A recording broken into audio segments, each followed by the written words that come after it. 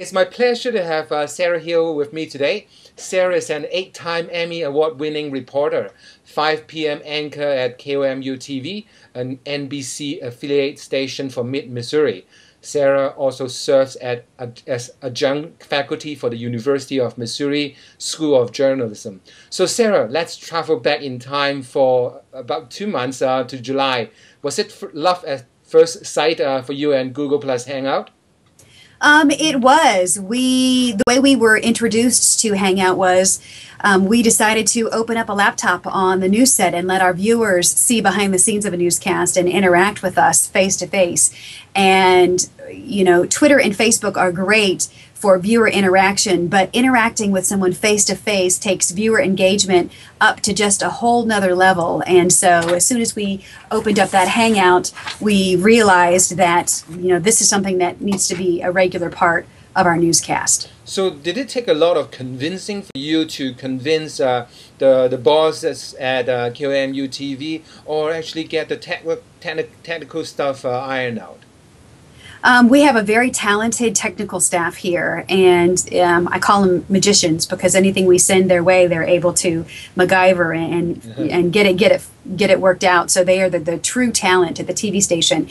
And as far as our management is very on board as far as viewer engagement and interactivity and finding new ways to connect with your audience.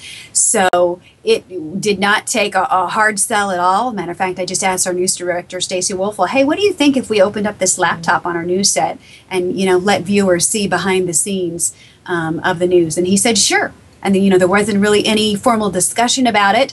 And at the time when we were doing that, we really didn't know that eventually that would lead to us putting these Hangouts on there. But as we were doing these newscasts, I was realizing that what was happening behind the scenes on my laptop was equally as compelling as what was happening on the air.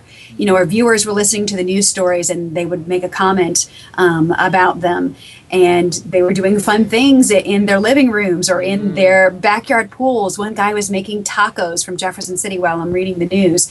You know, all of this was happening behind the scenes of the news. But this is an opportunity for us to turn the camera away from ourselves and on our viewers and bring them into the conversation in a way that really no local television newscasts are doing right now. Right. So it's like the good old joke of the TV talking to you, and now you talk back to the TV. Oh, it was a bit odd in the old days, but now you can actually talk to your anchors and whatnot using Google Plus.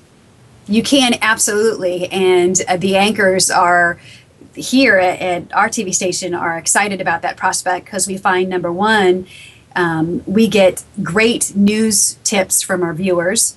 Number two, our viewers most of the time are just as educated about what's going on in the news as we are.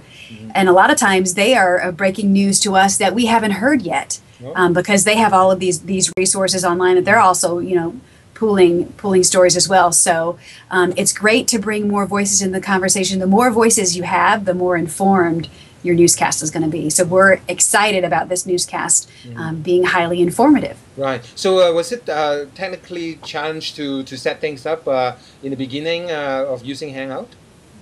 It was. I am not a technically inclined person. I never have been, but I've had to learn a lot on the job training just because there's not always someone there who can help you how to do things.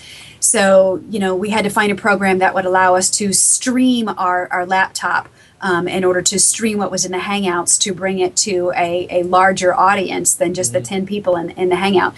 So we had to figure out programs for that. So I became hyper familiar with things like live streaming and how to do that. And how did I do that? That was just asking other people who've done it at their news station or other people on our social networking sites, and you know, having our viewers there to be a resource for us is great, and that's definitely what they've done with this endeavor. Cool. So now let's talk about the news show U News at 4. It's going to be launching in a few days on September 12th. So can you talk a little bit about how the show concept come about? The show concept came out about 10 months ago. Our general manager had approached me about Oprah leaving, and a lot of news stations across the country were trying to decide what they would do when Oprah would leave. And ours was the same with that, and we decided, instead of filling it with a syndicated program, that we would fill that as a newscast, a 4 o'clock newscast. And so he asked if I had any ideas on what to put in that 4 o'clock newscast. Of course, I had ideas. I wanted to do something interactive and with social media. So I tapped our social media ninja, Jen Reeves, who's educated us all and been a great resource as far as sharing her expertise in the online world. And she jumped on board. And to make a long story short, U News at 4 debuts September 12th.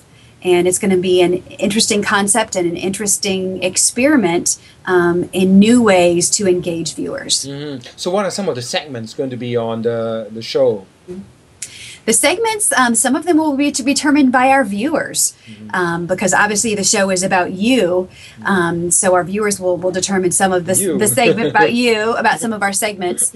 We'll be talking about what's buzzing online on our social networking sites and also in the community as well. We have an entertainment segment that's a red carpet report. But what we're telling people is this is a newscast with a capital N. So it will have local, national, international news. But we'll also have user-generated content, user-provided videos, user-generated photos during that newscast. So it's a lot of news, it's a lot of social media, and a lot of viewer-generated content in that. We'll have a caption it contest with photos. We will be Skyping with reporters in our newsroom. Our reporters in our newsroom will be telling us the stories that they are working on for the day. So using all kinds of different technology to include more people into the conversation, and that's what we're trying to do. Right. So do you have a page already telling people or letting people know how they're going to interact with the show? Like, for example, I think there's some hashtags that you're going to use in Twitters and stuff, right? Correct. We are tweeting with the hashtag #YouOnTV. You on TV. So if you tweet with that hashtag, our social media editors will see that and then enable that to tweet or Facebook post to get on the air. We obviously can't get every single one that we get on the air, but we're trying to get a large amount on as possible.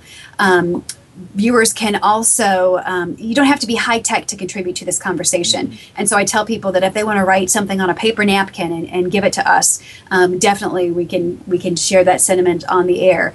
Viewers can also call us in the newsroom. We air voicemails now from people who contact us, so that's really easy to get on the air. Also via Facebook on the KOMU-TV fan page. If you comment on that page, our editors, social media editors, see that and then enable that content to then be put up on the air. So there are a variety of ways that viewers can engage with us, whether they're technically inclined, whether they have a Facebook page or a Twitter account, or whether or not they got a Google Plus invite. All of those different ways, they are able to connect with us. Right. So I understand you have been spreading the word about the show to various clubs and whatnot. Are people excited when you tell them? They are. We've been traveling around the mid-Missouri area telling them about that. And interactivity on this level for a newscast is kind of a new concept for people, but more and more stations this year, especially with Oprah's exit, are engaging in that kind of interactivity. So they are seeing how social media isn't just about posting what you had for dinner in any given day. It has the power to affect change and to inform you about news, because social media is an information provider, and also about some community service projects that you might not have been familiar with. So we always say that our Twitter and Facebook and G Plus accounts are the police scanner, if you will, of our century. That's where news breaks now. Doesn't necessarily break on the police scanner always. We are finding about news via our social networking sites. Right. And outreach is national and international too in scope, right? Not just Missouri, but national and international. I think you talked to people in Norway already for your other 5 p.m. show. Can you talk? Yeah, you wanted to say something about that. Yeah, absolutely. Right after the Oslo bombings in Norway, we were able to put a group of viewers from Norway on the air to talk about not only what they saw, but what they were experiencing. And essentially for Norway, that was their 9/11, those bombings. It doesn't happen there very often. And so we allowed viewers in a hangout, and then we recorded that hangout and put their comments on the air via Google Plus Hangout, talking about the Oslo bombing. Now, for us as a small market television station, it's essentially that Google Plus is like a free satellite truck attached to a crowdsourcing tool. So, Skype is great in that you have the ability to do a one-on-one conversation, or you can do a group conversation as well. But having Google Plus and the ability to reach out to Norway around the world and ask people, do you know someone who was affected by the Oslo bombing? Can you put them in touch with us? And we did that via Google Plus.